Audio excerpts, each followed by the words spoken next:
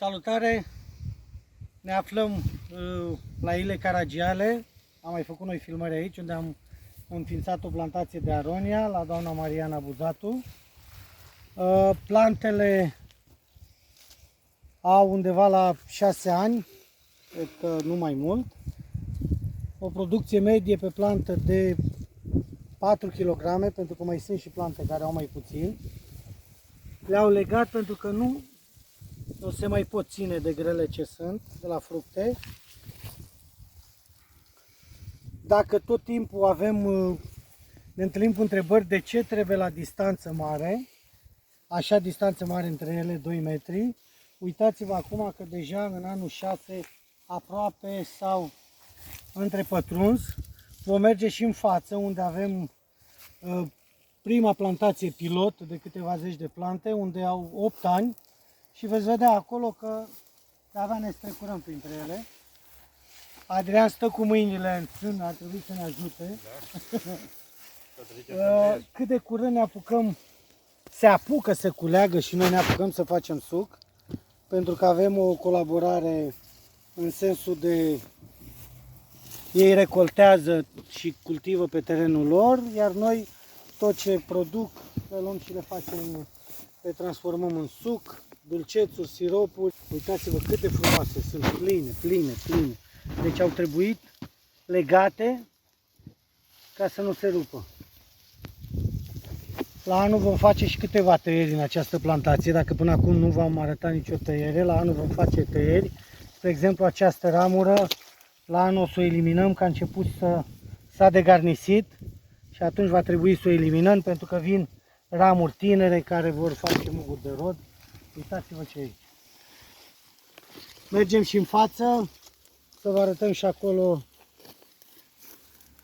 cât de bogate sunt. Materialul săditor de la Sănătate din Plante. Le găsiți pe Facebook Sănătate din Plante sau pe magazinul nostru online, la fel Sănătate din Plante.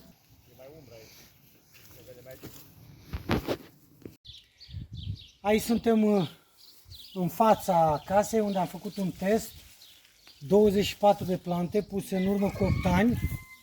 Dacă vă uitați aici, uitați ce buchete frumoase. Da? Plantele sunt legate, chiar dacă au fost legate, deja nu se mai pot susține. Nu exagerez cu nimic, minim 10 kg pe plantă. Aici este o singură plantă. Le-am făcut tăieri în primăvară, de fapt le-am arătat cum se facă și au făcut singuri. Vor trebui la primăvară din nou tăiate, pentru că sunt destul de mari. Recoltarea se face manual. Uitați-vă toate, nu e una să spunem că e mai mică decât cealaltă. Undeva la 10 kg, anul trecut au avut o medie de 9 kg pe plantă aici în față, dar anul acesta deja depășește toate așteptările. Uitați-vă aici. Și aici vă explicam de ce trebuie plantate la 2 metri. Uitați-vă cum le-au legat, au improvizat. Fiind plantate foarte aproape, deja nu mai poți să treci printre ele. La ce distanță sunt aici puse? 2 cu 2 jumate. Tot 2 cu 2 jumate. Deci gândiți-vă că sunt 2 cu 2 jumate și avem urși aici la... Uitați-vă aici. Ce e aici? Material săditor de la Sănătate din Plante.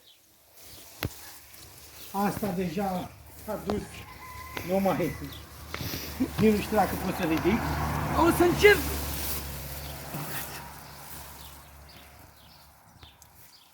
Sănătate curată. Cezărică, bagi ceva? Bagă! Hai!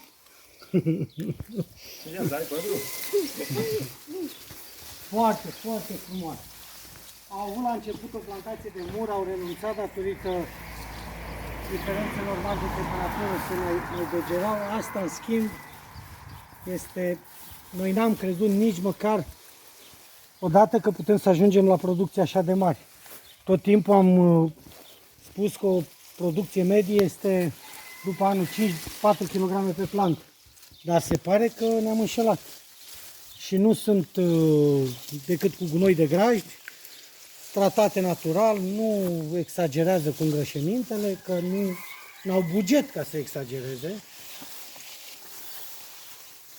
Și acolo să se vadă foarte frumos. Nu știu dacă pot să trec, că sunt legate. Asta nu e legată însă. Deci ajunge la 2 metri și ceva. Și între plante avem 2 metri, dar de fapt plantele se unesc, pentru că nu se mai pot susține. Și aici dacă trecem cezărică, ce găsim repede? Și aici ce găsim? Haide repede aici. Și aici găsim mur fără spin. Pentru că nu puteau să scoate tot, trebuie să mai... Cezărica?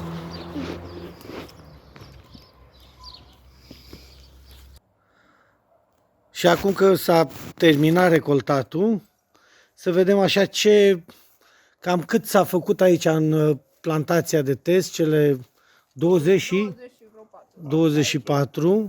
Da, 24 de tufe, anul 8. Anul 8. Anul 8, excepții la 22 de kg și jumătate. Per plantă. Pe plantă, pe tufa asta de aici cel puțin am bătut recordul. S-a făcut doza 22 și 800. Asta.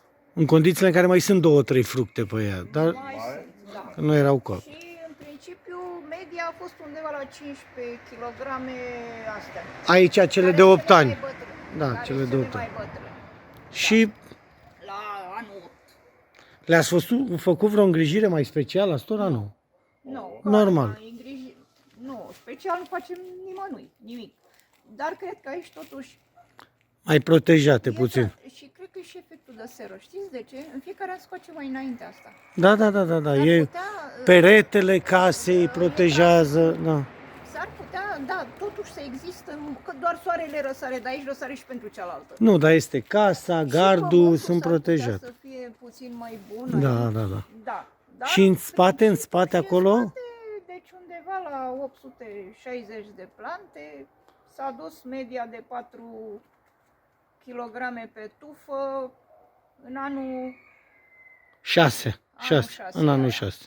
Anul 6. Și să specificăm că n-au sistem de irigare, nu Au sunt avut apa, le-am dat-o la furtun și nu sunt în... și cu Doamne, e adevărat că în ultima vreme nu prea ne-a mai dat-o și le-a păsat puțin, au mai rămas necoapte pe tufă, deci o lecție trebuie însușită.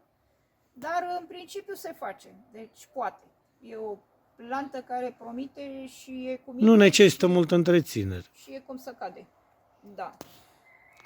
Bine, Doamne ajută pentru un an bun la în continuare. mulțumim și la anul ne vedem din nou. Ne vedem. Numai bine în tot ceea ce faceți.